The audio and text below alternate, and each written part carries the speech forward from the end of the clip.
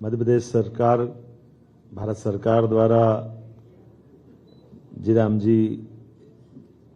जो वर्तमान में हमारे सबके लिए ग्रामीण क्षेत्र में काम करने के लिए ज़्यादा अनुकूलता के साथ, ज़्यादा धनराशि के साथ सभी प्रकार के चीज़ों को जोड़ करके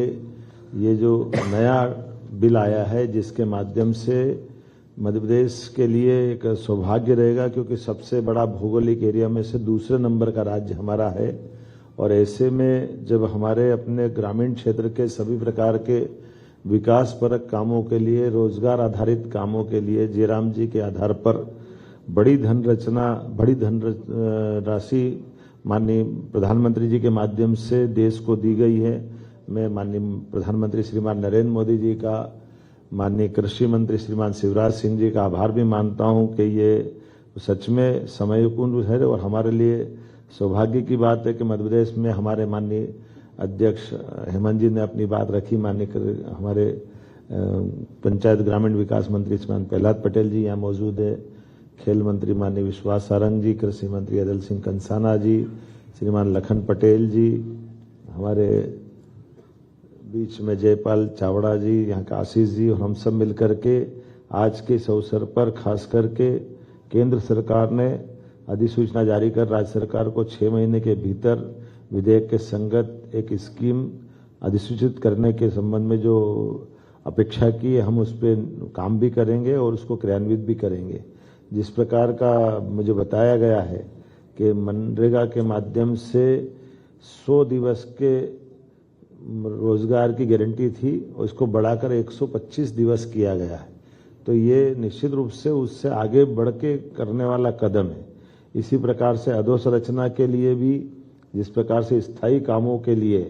इसमें आजीविका सृजित होगी, कौशल और उद्यमिता में काम होगा। अब हम सब जानते हैं कि हमारे यहाँ कौशल की बात कर रहे हैं, उद्यमिता की बात कर रहे हैं, तो उसमें भी बड़ी संभावना है। मनरेगा में वर्ष में कभी भी मजदूरी प्राप्त कर सकते हैं और खास करके व्यस्तम समय से लेकर विशेष रूप से बुआई और कटाई के समय में भी कृषि श्रमिकों को काम की उपलब्धता को सुनिश्चित किया जाएगा। इसके अधिनियम में राज्यों को एक वित्तीय वर्ष में कुल मिलाकर 60 दिन का अधिसूचित करने का प्रावधान है। बुआई कटाई की व्यस्तम और समित अवधि को भी इसमें सम्मिलित किया है। और जिस प्रकार से अधिनियम में जो भविष्य की संभावना है, अर्थात प्राकृतिक आपदा, असाधारण परिस्थितियों के दौरान विशेष शिथिलीकरण, ऐसे कई निश्चय करते हुए इसमें गुंजाइश दी गई है, जो हमारे लिए पहले चुनौती रहती थी। और राज्य और केंद्र के मध्य भी राशि की साझेदारी भी इसमें बनाने के लिए बहुत अच्छे से, लगभग ये जो राज्यों के लिए 60-40 का रेशो इसमें रखा है। इसके आधार पर हमारे लिए, हमारे ग्रामीण क्षेत्र में, चूंकि हमारे यहाँ ट्राइबल का बेल्ट भी है और कई आकांक्षी जिलों के अंदर भी काम होता है, ऐसे में जब हमने तो अपना इसका दायरा बढ़ा करके गौशाला तक जोड़ा है, कहीं तालाब निर्माण से लगा करके गांवों के अंदर के भी जन कल्याणकारी कामों के लिए विस्तृत दायरा लिया है। मैं उम्मीद कर रहा हूं कि इस अधिनियम का सच में रोजगार का, इसमें कानूनी अधिकार के लिए एक तरह से मौका दिया है। 125 दिन तो उनको दिए ही हैं। अब इस बात को तो किसी से कोई छिपा नहीं सकते कि पहले के इस दिन 100 दिन थे, अब 125 दिन हुए। अब इसमें और आगे जाकर देखें तो वंचितों, विशेषकर महिलाओं को, SC ST को, भूमिहीन परिवारों को विशेष प्रावधान के अंतर्गत इसमें लाभ देने की प्लानिंग की गई है। इसमें अकुशल मजदूरी के लिए दर निर्धारण की भी अच्छी पद्धति लगाई है, जिसमें कहा गया कि अकुशल शारीरिक कार्यों की मजदूरी दरें केंद्र सरकार तय करेगी और जब तक अलग से नई मजदूरी दरें घोषित नहीं होगी तब तक महात्मा गांधी नरेगा के अंतर्गत तय मजदूरी से दरें देंगे। अब ये इसके कई अंदर की चुनौतियों के आधार पर भी जो कठिनाई होती है, और हम सब जानते कि पहले नरेगा था, नरेगा से मनरेगा बना और मनरेगा से जयराम जी बना, तो सुधार और संशोधन तो प्रक्रिया का हिस्सा है। ये अलग बात है कि ठीक है, विपक्ष का काम कुछ बोलना तो बोले, लेकिन सरकार का काम समयोचित निर्णय लेते जाए और खास करके रोजगार न मिलने की स्थिति में भी ग्रामीण परिवारों को मांग प्रस्तुत करने के आधार पर निर्धारित समय सीमा में काम देने की बात भी करी है और राज्य सरकार द्वारा दरें और शर्तों के अनुसार बेरोजगारी भत्ता देने का भी इसमें बाध्यता दे दी गई है। अब ये अपने आप में बड़ा उसका संयोजन करने का, बड़े दायरे में लाने का प्लान किया और महिलाओं के लिए भी एसएचजी और संकुल स्तरीय संघ सीएलएफ के आजीविका क्रियाकलापों के लिए भी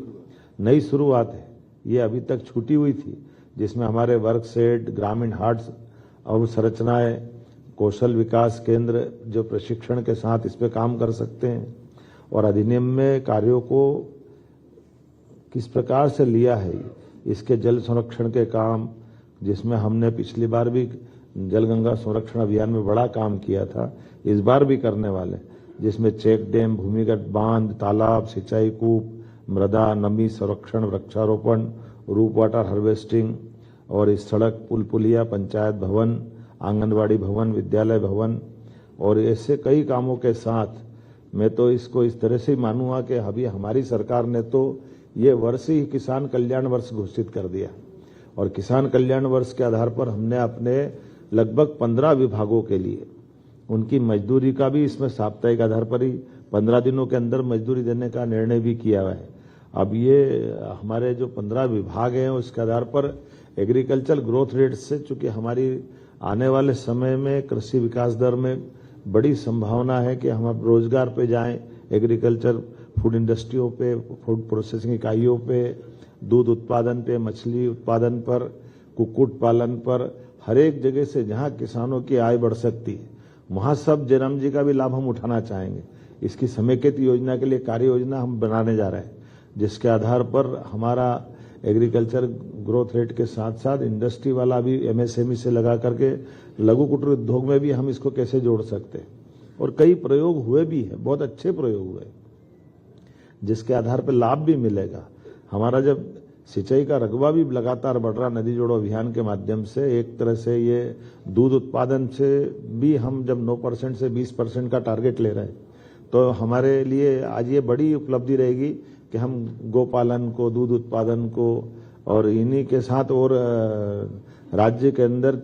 जैसा जैसा जो हो सकता है उस सब दिशा में आगे बढ़ेंगे। मैं मान के चलता हूं कि वाकई ये माननीय प्रधानमंत्री जी जो दूरंदाजी निर्णय के लिए जाने जाते हैं, कई सारे सुधार हमारे सामने अपनी